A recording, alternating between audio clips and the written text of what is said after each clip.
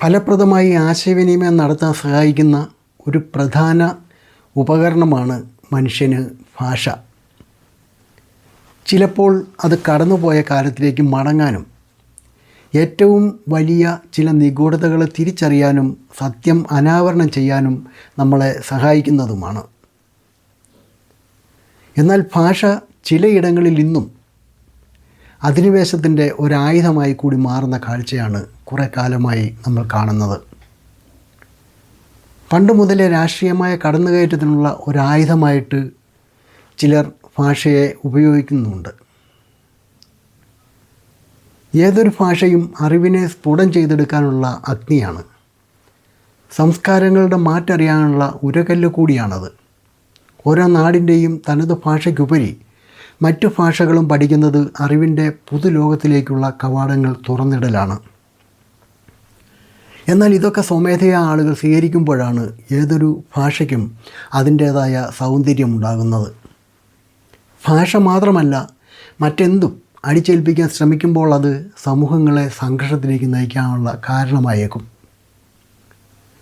അതായത്, നിൻ്റെ ദൈവത്തെക്കാളും മികച്ചത് എൻ്റെ ദൈവമാണെന്നും അതുകൊണ്ട് എൻ്റെ ദൈവത്തെ മാത്രമേ നീ ഇനിമേൽ ആരാധിക്കാവൂ എന്ന് ഭീഷണിപ്പെടുത്തുന്നത് മത തീവ്രവാദമാകുന്നത് പോലെ ഇതിനെ വിഡ്ഢിത്തം നിറഞ്ഞ മറ്റൊരു ഭാഷാ തീവ്രവാദം എന്ന് തന്നെ പറയേണ്ടി വരും.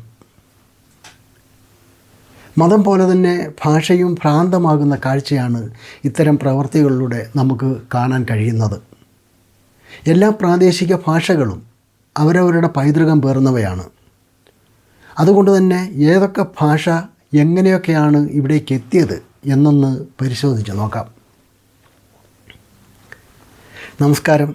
ലോകായനത്തിൻ്റെ മറ്റൊരു വീഡിയോയിലേക്ക് എല്ലാവർക്കും സ്വാഗതം.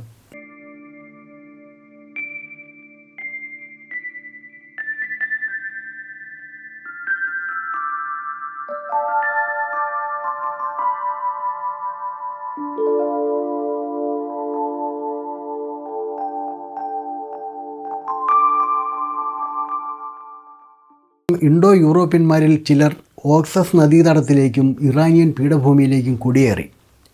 മറ്റുള്ളവർ വടക്കും പടിഞ്ഞാറും ഭാഗത്തേക്കും കുടിയേറി. അവിടെ അവരുടെ ഭാഷ യൂറോപ്പിലെ ഭാഷകളായിട്ട് പരിണമിക്കുന്നു. ചിലർ വടക്ക് കിഴക്ക് ഭാഗത്തേക്ക് പോയി. അവിടെ ഭാഷ ടോക്കേറിയൻ ആയി പരിണമിച്ചു.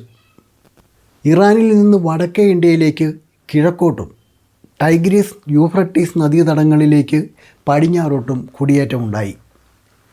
അവിടെ അവർ മിതാനി സാമ്രാജ്യം സ്ഥാപിച്ചു. പിന്നീട് മധ്യേഷ്യയിലെ സിഥിയന്മാർക്കും സാർമേഷനുകൾക്കും കാരണമായ കുടിയേറ്റങ്ങളും ഉണ്ടായിട്ടുണ്ട്. ഇറാനിൽ നിന്നുള്ള കുടിയേറ്റങ്ങളിൽ ഏറ്റവും പ്രധാനപ്പെട്ടത് ഉത്തരേന്ത്യയിലേക്കുള്ള കുടിയേറ്റമായിരുന്നു. ഇറാനിലെയും ഉത്തരേന്ത്യയിലെയും ഭാഷകൾ പരിണാമത്തിനു വിധേയമായതിനാൽ അവ തമ്മിൽ ബന്ധമുണ്ടെന്ന് പെട്ടെന്ന് വ്യക്തമായിരുന്നില്ല. മതപരമായ മന്ത്രങ്ങളെന്നറിയപ്പെടുന്ന ശ്ലോകങ്ങളുടെയും ഗ്രന്ഥങ്ങളുടെയും കൃത്യമായ ഭാഷയുടെ വിശദമായ അന്വേഷണത്തിന് ഇതേപ്പറ്റി ഒരു താരതമ്യം നടത്താൻ കഴിയും. പുരാതന ഇറാനിലെ മതലഘുലേഖകളാണ് അവസ്ഥ എന്നറിയപ്പെടുന്നത്. അവയിൽ ചിലത് സൊരോസ്റ്റർ രചിച്ചതാണെന്ന് വിശ്വസിക്കപ്പെടുന്നു. അതുപോലെ വടക്കേ ഇന്ത്യയിലെ മത ലഘുലേഖകളാണ് ശ്ലോകങ്ങൾ അടങ്ങിയ വേദങ്ങൾ. അതിൽ ആദ്യത്തേത് ഋഗ്വേദം ആണെന്ന് പരക്കെ അറിയാവുന്ന കാര്യമാണ്. അതാകട്ടെ എഴുതപ്പെട്ടത് ഇന്ത്യയിലല്ല താനും. അത് മറ്റൊരു വിഷയമായതിനാൽ ഇവിടെ നമ്മളത് ചർച്ച ചെയ്യുന്നില്ല. അവസ്ഥയുടെ ഏറ്റവും പഴയ ഭാഗത്ത് സ്വരസൂചകമായി പകരം വയ്ക്കുന്നതിലൂടെ മനസ്സിലാക്കാവുന്ന സംസ്കൃതമാക്കി മാറ്റാൻ കഴിയുന്ന വാക്യങ്ങൾ ധാരാളം കണ്ടെത്താൻ കഴിയും. മറ്റു പ്രോട്ടോ ഇൻഡോ യൂറോപ്യൻ ഭാഷകളുമായി പങ്കിടാത്ത ചില പദാവലികൾ അവസ്ഥയിലെയും വേദങ്ങളിലെയും ഭാഷകൾക്കുണ്ടായിരുന്നു. മതപരമായ മേഖലയിലും രസകരമായ ചില വൈരുദ്ധ്യങ്ങളുണ്ട്. വേദങ്ങളിൽ ദൈവം എന്നർത്ഥമുള്ള ദേവ പോലുള്ള വാക്കുകൾ അവസ്ഥയിൽ അസുരൻ എന്ന അർത്ഥമാണുള്ളത്. വടക്കേ ഇന്ത്യയിലേക്ക് കുടിയേറിയവരുടെ പൂർവികർ അവസ്ഥയുടെ സൃഷ്ടിക്ക് ഉത്തരവാദികളായ ഗോത്രത്തിൽ നിന്ന് വേർപിരിഞ്ഞ മറ്റൊരു ഗോത്രമായതിനാലാണ് ഇങ്ങനെ സംഭവിച്ചത്. ഹിന്ദുമതം ഹിന്ദുക്കളെ സംബന്ധിച്ചാണ്. പക്ഷേ ഹിന്ദു എന്ന വാക്ക് തന്നെ BC 6-ാം നൂറ്റാണ്ടിൽ മഹാനായ സൈറസ് ഉപയോഗിച്ച ഒരു പേർഷ്യൻ പദമാണ്.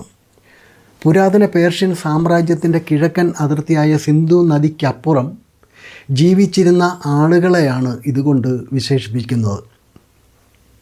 പേർഷ്യക്കാർക്ക് എസ് എന്ന അക്ഷരത്തിൻ്റെ സ്വരസൂചക പ്രശ്നമുണ്ടായിരുന്നു. അതിനാൽ ഋഗ്വേദത്തിലെ സോമ സെൻ്റ് അവസ്ഥയുടെ ഹോമയിൽ നിന്ന് വന്നതുപോലെ സിന്ധു ഹിന്ദുവായി. പൗരോഹിത്യ ഹിന്ദുമതത്തിലെ ജാതി വ്യവസ്ഥയിലെ ശൂദ്രൻ എന്ന പദം പോലും പേർഷ്യൻ പദമായ ഹദോക്ഷയിൽ നിന്നാണ് വന്നത്. തുടക്കത്തിൽ 3 ജാതികൾ മാത്രമേ ഉണ്ടായിരുന്നുള്ളൂ. യോദ്ധാക്കൾ, കാർഷിക വൃത്തി ചെയ്യുന്നവർ, 2 കൂട്ടർക്കും വേണ്ട ആയുധങ്ങൾ നിർമ്മിക്കുന്നവർ എന്നിവരായിരുന്നു ആ 3 ജാതികൾ.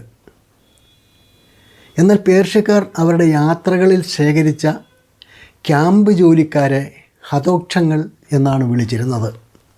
ബ്രാഹ്മണർ അഗ്നിയെ അധർ എന്ന് വിളിച്ചിരുന്നതിനേക്കാൾ വളരെ മുമ്പ് തന്നെ യഥാർത്ഥ ആര്യൻ വംശത്തിൽ നിന്ന് വേർപിരിഞ്ഞ റോമാക്കാർ പഴയ സംസ്കൃതത്തിൽ ഇടിമിന്നലിനെ അധർവൻ എന്നാണ് വിളിച്ചിരുന്നത്. പുരാതന പേർഷ്യയിൽ അർധ്വൻ എന്നാൽ പുരോഹിതൻ എന്നാണ്. ഇതാണ് പിന്നീട് പുരോഹിത മതത്തിലെ ബ്രാഹ്മണനായി പരിണമിച്ചത്. പേർഷ്യനിൽ കന്നുകാലികളെ മേയ്ക്കുന്നവരെ വസ്ത്രയോഷ് എന്ന് വിളിച്ചിരുന്നു. അവർ നാടോടികളായി താമസമാക്കി കൃഷിക്കാരും പിന്നീട് വ്യാപാരികളുമായി മാറിയതിന് ശേഷം ഈ പദം ഹിന്ദുമതത്തിലെ വൈശ്യ ജാതിയായി പരിണമിച്ചു. വേദങ്ങളിൽ ജലത്തെ അപോദേവി എന്നും അവസ്ഥയിൽ അപോ വാങ് ഹുയിഷ് എന്നും വിളിക്കുന്നു. കൂടാതെ ഋഗ്വേദത്തിലെ പ്രമുഖ ദേവതകളായ സൂര്യൻ, വരുണ എന്നിവരൊക്കെ അവസ്ഥയിൽ നിന്നാണ് വന്നത്. വാസ്തവത്തിൽ ആദ്യം ഋഗ്വേദം എഴുതിയത് ഖരോഷ്തി ലിപിയിലാണ്. പേർഷ്യൻ ഭാഷയെപ്പോലെ വലത്ത് നിന്ന് ഇടത്തോട്ട് എഴുതിയിരിക്കുന്നു. ബ്രാഹ്മി ലിപി വളരെ വൈകിയാണ് വന്നത്.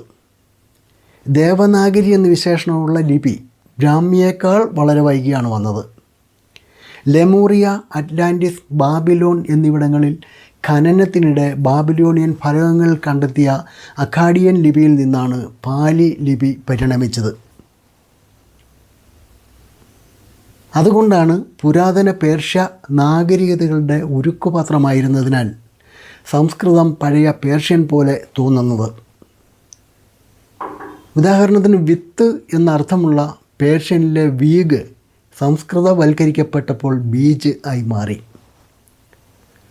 പേർഷ്യയിലും പിന്നീട് ഇന്ത്യയിലും താമസിച്ചിരുന്ന ആര്യൻ കുടിയേറ്റക്കാർക്ക് സ്വരസൂചകം, ഭാഷ, ആത്മീയത, പ്രകൃതിയോടുള്ള ആദരവ് എന്നിവയിൽ ഒരുപാട് സാമ്യതകളുണ്ടായിരുന്നു. പുരാതന ഇന്ത്യയിലെ അഗ്നി ആരാധനയെന്ന ഈ ആശയം പേർഷ്യയിൽ നിന്നാണ് വന്നത്. കൃത്യമായി പറഞ്ഞാൽ ലോകത്തിലെ ഏറ്റവും പഴക്കമേറിയ മതമായ സൊറോസ്ട്രിയനിസത്തിൽ നിന്നാണ്. ഇന്നും ലോകത്തിലെ ഏറ്റവും പരിസ്ഥിതി സൗഹൃദ മതമാണിത്.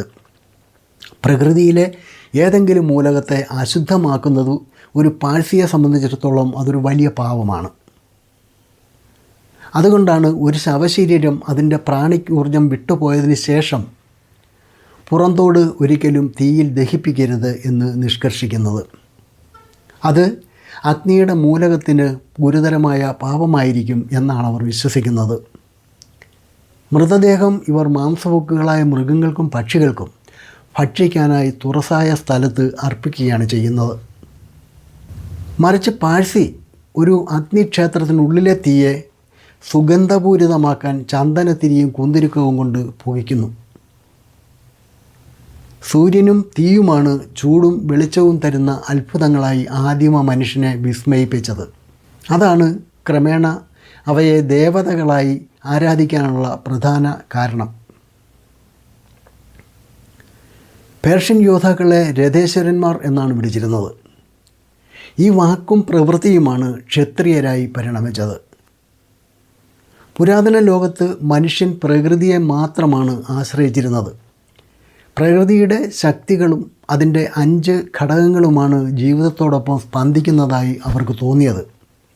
സൂര്യൻ, ചന്ദ്രൻ, നക്ഷത്രങ്ങൾ, മേഘങ്ങൾ, ഭൂമി, നീരുറവകൾ, നദികൾ, സമുദ്രങ്ങൾ, മരങ്ങൾ, പുല്ല്, പൂക്കൾ എന്നിവയെല്ലാം അദൃശ്യ ശക്തികളായി നയിക്കപ്പെടുന്നതായി അവർ വിശ്വസിച്ചു. പ്രകൃതിയുടെ അനുഗ്രഹങ്ങൾക്ക് പകരമായി മനുഷ്യൻ അവസ്ഥയിലും ഋഗ്വേദത്തിലും ഉള്ള വിവിധ സ്തുതിഗീതങ്ങളുടെയും പ്രാർത്ഥനകളുടെയും രൂപത്തിൽ ആദരവർപ്പിച്ചു. പുരാതന പേർഷ്യൻ ദൈവസങ്കല്പത്തിനും വേദകാലത്തിനും ഇടയിൽ വളരെയധികം ആത്മീയമായ സമാനതകളും ഉണ്ടായിട്ടുണ്ട്. പവിത്രമായ അഗ്നിയെ ആരാധിക്കൽ പേർഷ്യക്കാർക്കും വേദകാലത്തിന് മുമ്പുള്ള സമൂഹത്തിനും സാധാരണമായിരുന്നു. ഇങ്ങനെ നിരവധിയായ സമാനതകളുണ്ട് വേദഭാഷയ്ക്കും അവസ്ഥ എന്ന സൗരാഷ്ട്രീയൻ മതഗ്രന്ഥ ഭാഷയ്ക്കും. വടക്കേ ഇന്ത്യയിലെ പല ഭാഷകൾക്കും സംസ്കൃതത്തിൻ്റെ സ്വാധീനം ഉണ്ടാകാം.